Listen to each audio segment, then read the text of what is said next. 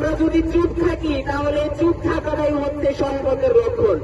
আপনি যদি এই হত্যাকাণ্ডের বিচারের দাবি নিয়ে কথা না বলেন, বিচার যদি না চান, তাহলে আপনিও এই হত্যাকাণ্ডের এক হত্যাকারীদের সামিল।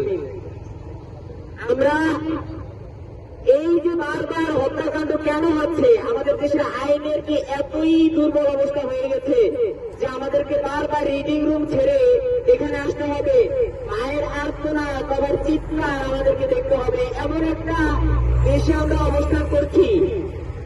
আমরা এরকম দৃশ্য আমরা দেখতে চাই না।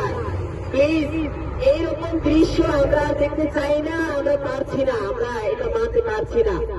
আমরা মেনশন করতে চাই না যে কে কে হত্যাকাণ্ডের শিকার হয়েছেন। একজন ব্যক্তিকে হত্যা করা মানে আপনি পৃথিবীর সকল মানুষকে হত্যা করা। এর সাথে যদি আপনি একজন ব্যক্তি যদি